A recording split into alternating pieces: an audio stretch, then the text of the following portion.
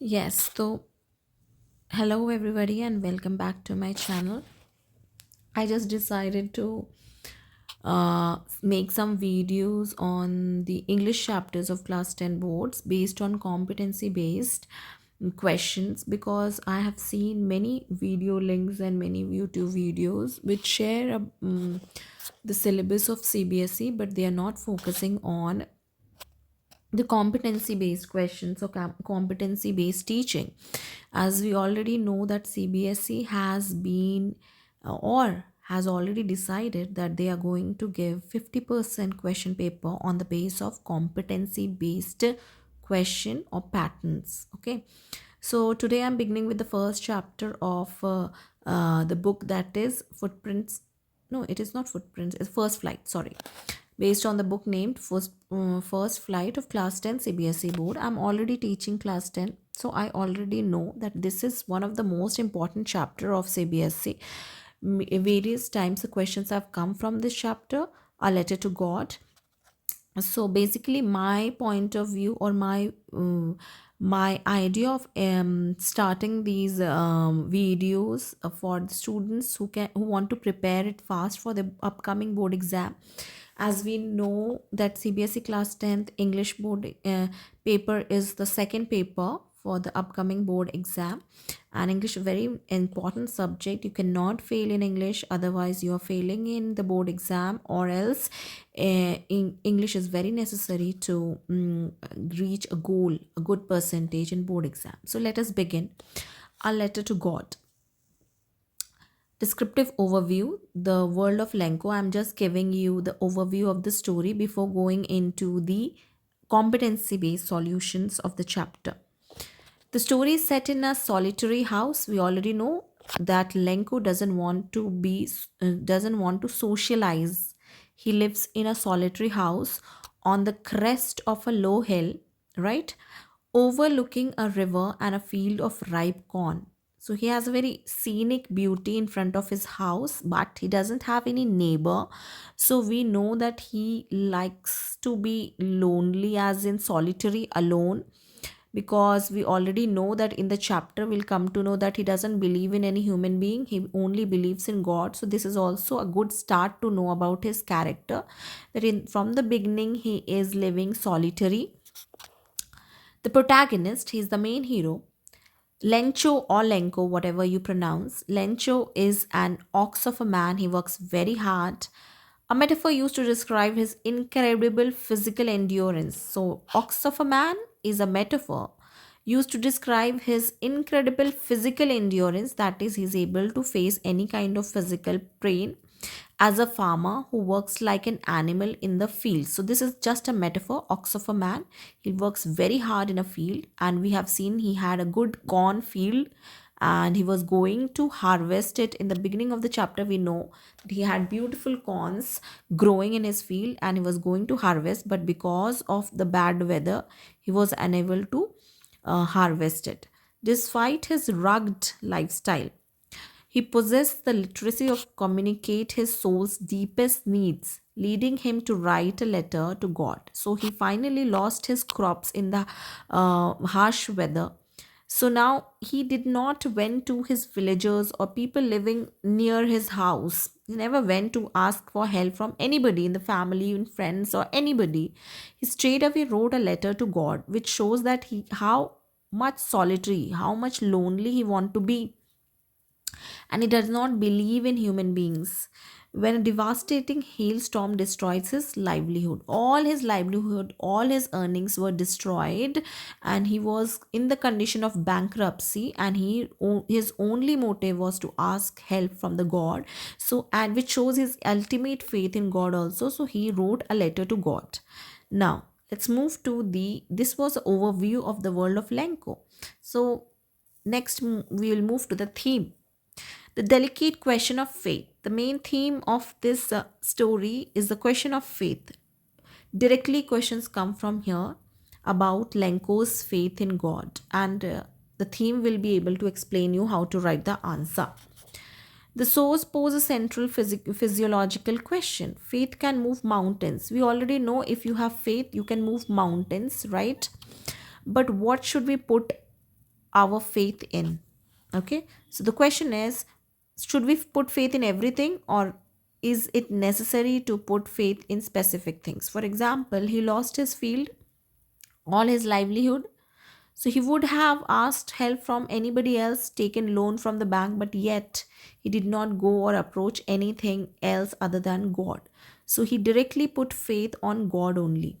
For every small things, if you're going to ask the ultimate power, is it good? That is what the question is.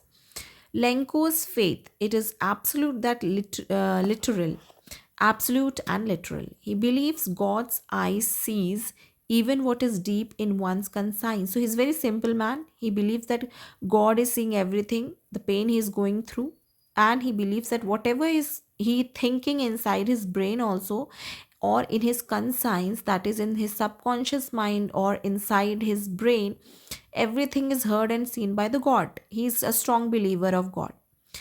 His lack of surprise at receiving money from God demonstrates a faith that does not recognize the boundaries between the divine and the physical world. So, his lack of surprise is receiving the money. When he received the money after after writing the letter to God, he asked for 100 pesos, but he did not receive 100 pesos. He received 75 pesos. Yet he believed that it was sent by God. Right?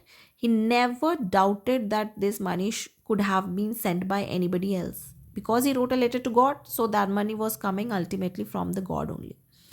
So he demonstrates a faith that does not recognize the boundaries. So this ultimate faith is like there is no boundary between him and the God, the divine and the physical world. He did not consider anybody to be acting like a middleman, a messenger of God also. He might be, there must be some angel who read his letter and sent him 75 pesos. He did not believe it. He thought it was God who is sending him 100 pesos, but it was stolen by the postman or the post office people. The postmaster's faith, his faith is rooted in humanity and goodwill. So, we also know there is one more theme, that is the postmaster's faith. The postmaster who read the letter considered that Blanco's faith should not be disturbed. So he had a faith in humanity. He was so touched by the innocence of Lenko that he said his faith should not be disturbed. And he had another faith. He did not believe in God so much. He had faith in humanity and doing good things. He's so moved by Lenko's conviction. He was so touched that such kind of people are still available in the world, is so innocent, that he organized an act of charity. And seeing his innocent, he organized an act of charity. He thought of donating money for this poor farmer and asking his friends and family and his office mates to collect some money for him, to ensure Lanco's faith in, or Lencho's faith in, is not shaken, so that this innocent man's faith in God should not be shaken. He should not be proven wrong that there is no God. Similarly, for example, the kids believe in Santa Claus, right? And they write some letters or something for in every Christmas, so that they receive their gifts. And we all know, as an adult, we all know that there is no Santa, but the parents doesn't want to kill your innocence, the child's innocence. They always put the gifts in the socks of the socks on which the Santa give their gifts. So the parents reads these letter and they provide the gifts to the children. Similarly, Lenko's faith was, the postman did not wanted to hurt Lenko, and what he did is he collected some money, and like for Santa, like for the parents who collect gifts for the children, so that they don't break their faith in Santa. Similarly, the postman did not wanted to break the faith of Lenko in God. So this is one example how you can interpret it. Let's move to the next thing. What is it saying? Now, how can you analyze the story with different angles? So, multidimensional angles to analyze the story. The angle of nature, provider versus destroyer. Nature is initially depicted as benevolent provider. The rain is described through the metaphor of new coins. When Lenko asked for rain, the rains were coming, and it were considered as new coins. And many times in CBSE they have asked you questions regarding these coins and comparison of these coins. So please listen carefully. 10 cents and 5 cents pieces because it ensures a profitable harvest. Are you understanding now? Means these rains were required for a good harvest of लेंकोज crops. ठीक है, अगर ये बारिश नहीं होती तो Lanco की जो क्रॉप्स थे उनके हार्वेस्ट अच्छे नहीं होते. It was very much necessary for lencho to have the good harvest. There should be a ample amount of rain.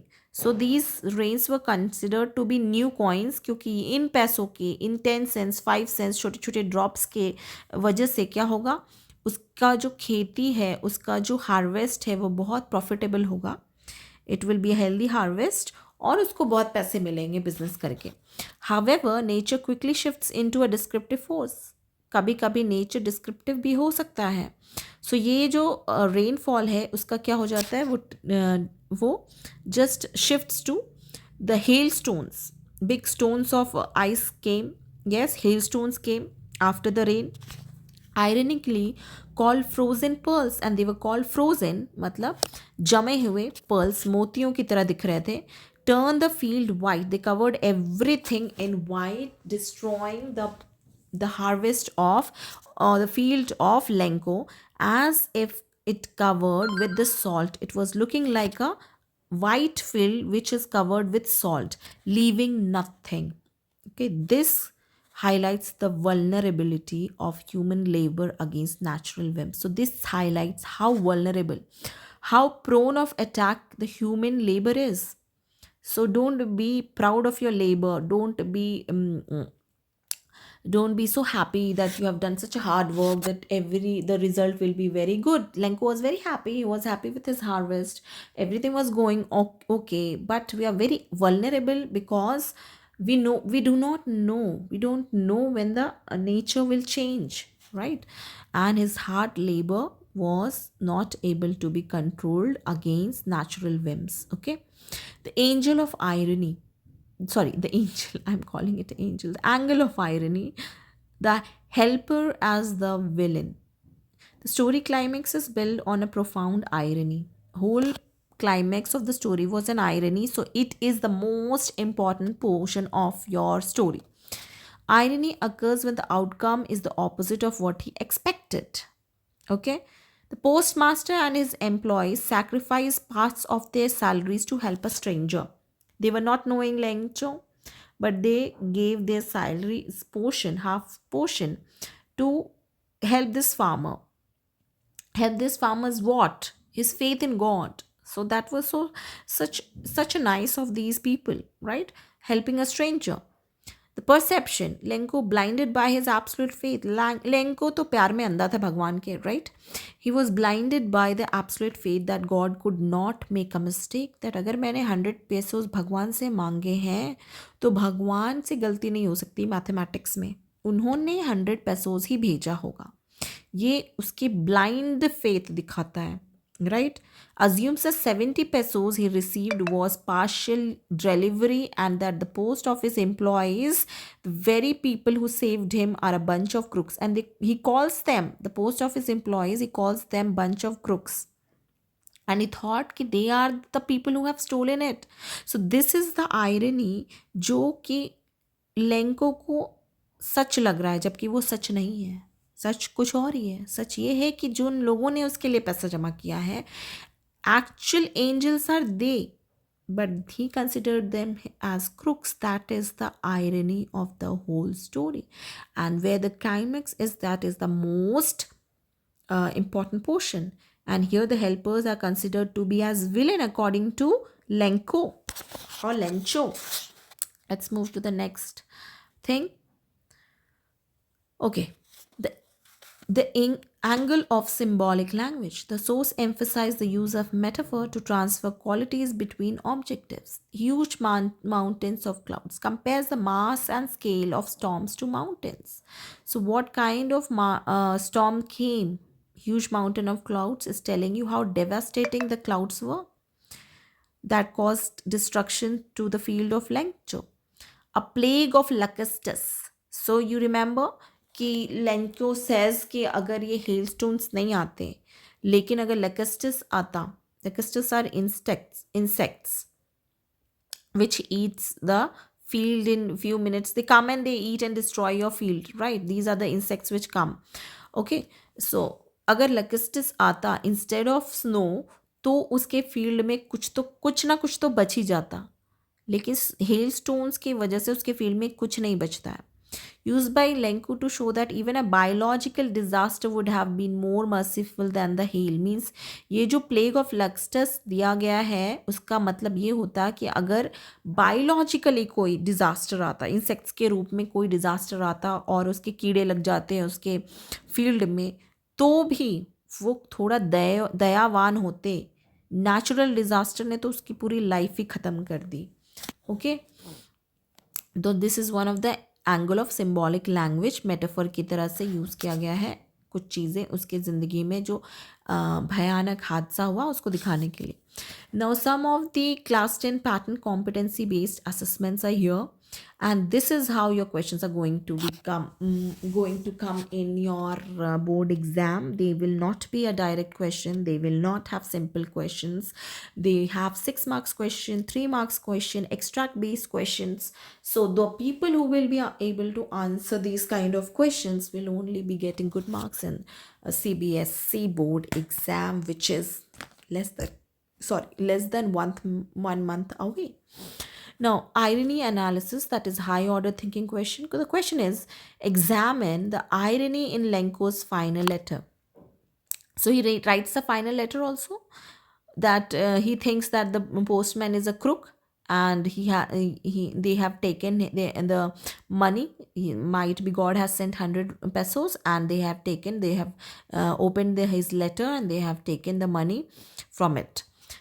Why is his description of the post office employees as a bunch of crooks considered the ultimate irony of the story?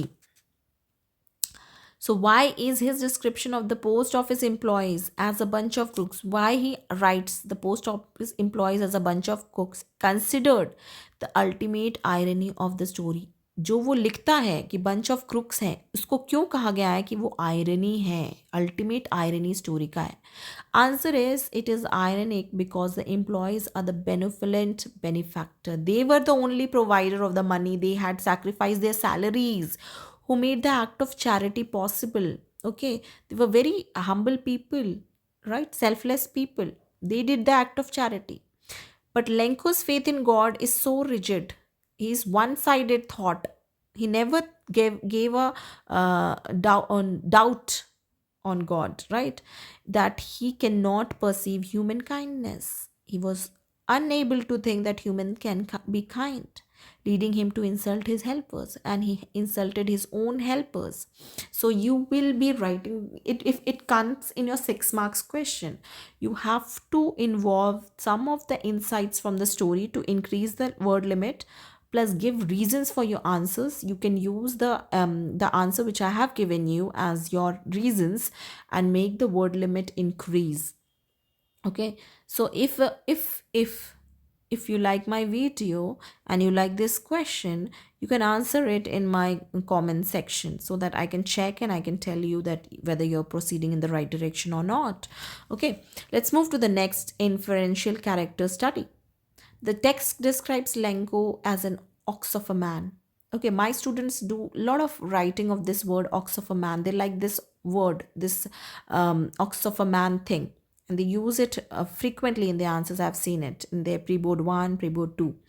But also shows him writing a letter to God. Okay, he is very hard working man. ऐसा होता है कि जो लोग hard working होते हैं वो भगवान के ऊपर चीज़ों को छोड़ देते हैं. ठीक है, कि कर्म करते जाओ, फल का चिंता मत करो. But here Lencho is described as a ox of a man, but also shows him writing a letter to God.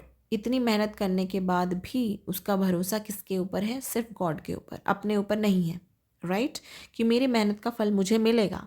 He is only believing in God. ठीक है. What does his contrast tell you about his character? So, what is it telling about your character? It's a very thoughtful question. Select the most appropriate trait from naive, industrious, cynical, or spiritual. So, which one of you these four you want to choose? So, my answer is he's industrious. First of all, hardworking like an ox. He's working very hard like an animal. Yet his knife बेवकूफ़ भोला तो है ही वो, क्योंकि सीधे letter लिख दिया भगवान को, किसी से हेल्प नहीं मांगा. एंड स्पिरिचुअल, बहुत ज़्यादा स्पिरिचुअल है, भरोसा है गॉड पे. As he lacks the social awareness and he's no social contact, he doesn't have any social contact, no friends at all. You realize that God does not physically mail currency, and he did not realize that it is not God who is physically sending or posting the letter to him with the mail in which there is currency, in which there is money. So you can elaborate that answer more. Next question is, compare the symbolism of white in a letter to God and dust of snow, in which text does the white color symbolize despair and in which does it symbolize hope. So this kind of compare contrast questions come, right? So for example, in this story, the white field covers in hail like salt symbolizes despair. ठीक है, total hopelessness. Because despair क्यों हो गया? क्योंकि सब चीज़ खत्म हो गया उसके लाइफ में. Everything was destroyed. Total loss. In dust of snow the white snow brings a change of mood. But dust of snow में रॉबर्ट फ्रॉस्ट जब दुखी रहते हैं ट्री के नीचे, white snow is not despair, it changes his mood and saves his day, right, from getting wasted when the snow falls on him, right, and saves the poet's day. So that is what the question is. Mm, Next question was linguistic competency. Combine these two thoughts into one sentence using a non-defining relative clause. So this is a little bit related to clause. I don't want to attempt this question because I don't think so this kind of question comes in board exam. So we will only focus in board type of question.